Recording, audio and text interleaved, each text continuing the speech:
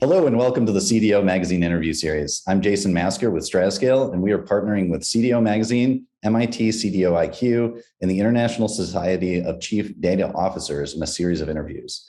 Today, I have the pleasure of talking with Nate Murray, Chief Data Officer at Fifth Third Bank. It's so important to taking and addressing that sort of organizational transformative change is executive sponsor at the highest level, all departments, not just the data department, right? How do you get that buy-in from how do you get the CFO to fund it? Why is it so important to invest in data? Why should this be the business's priority? Right? You're the mission. Again, these are so biased. I feel like I have to tone down my answers, because I love data and I love what we're doing. So look, I'm going to reference the DCAM framework again. This is again our data governance framework, and part of that framework specifically calls out what you're asking about, which is an organizational structure and the funding mechanism for that structure. It exists here. I didn't invent it. It was already here. It was brought in a couple of years ago.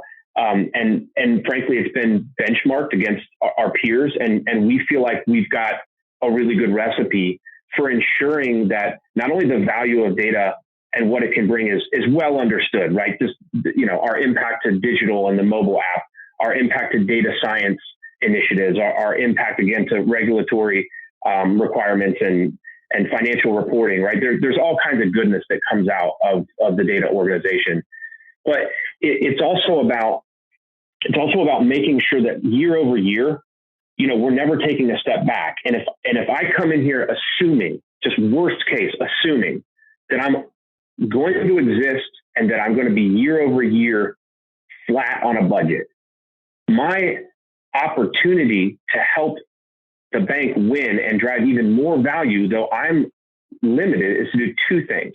It's to teach others how to fish, or it's to automate what's done manually, right? Those are the two areas. So I think internally we do a ton of stuff, and we've been on I've already talked about leaning processes. Automation is a big contributor to that, but it's really the cultural movement of educating folks. I mentioned data literacy. That's an enterprise scale. And those are the two things that you have to do simultaneously: is optimize your processes and automate kind of non-value add work, reduce waste out of the cycle, and then also teach to fish. Because I'm making this up, if I'm ever worst case only going to stay flat, my only chance to help the business move at a 2x or 3x scale next year is to teach others what I do. And I think that's kind of like culturally, like, what do you mean?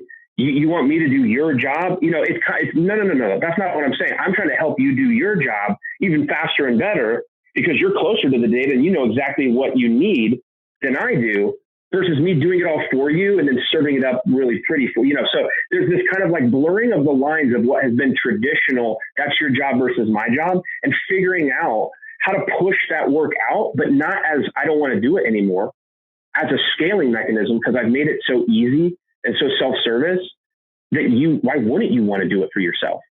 And that's the kind of thing where that's a cultural movement.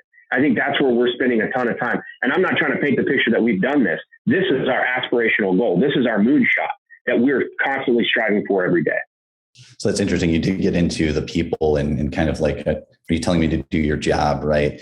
And sometimes the people aspect, something that's come up a lot more is this kind of Conway's Law. I don't know if you've ever heard of that, but it's this concept that systems kind of they mimic the structure of the organizations that create them, right? Mm-hmm. And so if you have a data department, you end up creating this backroom system that the data geeks can kind of like go pull the levers and they spit out a report.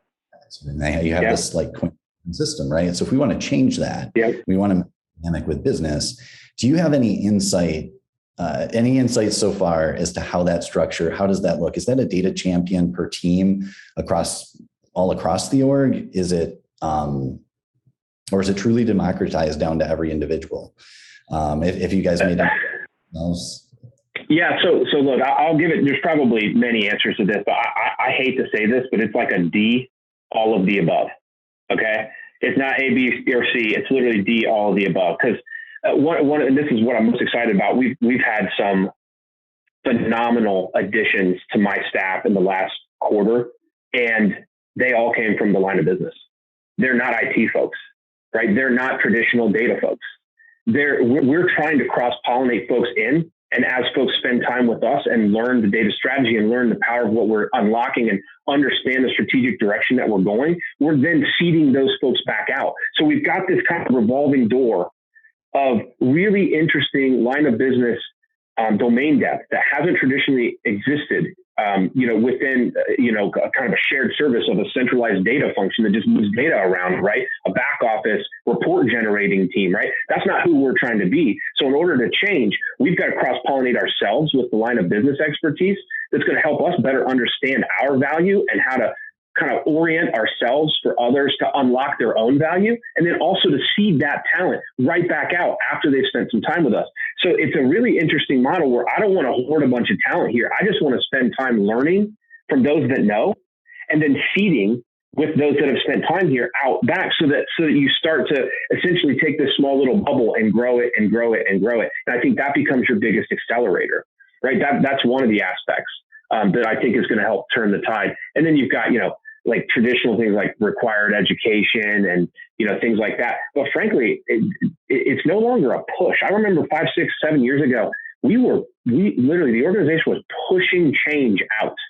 I don't know if you've ever tried to push change, but it's very hard to move. I feel like now the tide's turned and the business is pulling us and we need to move fast versus like, trust me, you need this. Here, try this. Just do it. I don't know if I need that. I don't know if I want. Everybody's hungry for change. So I love being in that sweet spot where we're bringing in knowledge. We're sending knowledge out into the world. We have people that have wanted us more now than ever, and they're hungry, and we're trying to teach them to fish. So it's just this really interesting ecosystem where, again, we're on this journey to increase enterprise data literacy, and I think that's going to pay huge dividends longer term. Well, thank you, Nate, for joining us today and for the time. Please visit cdomagazine.tech for additional interviews.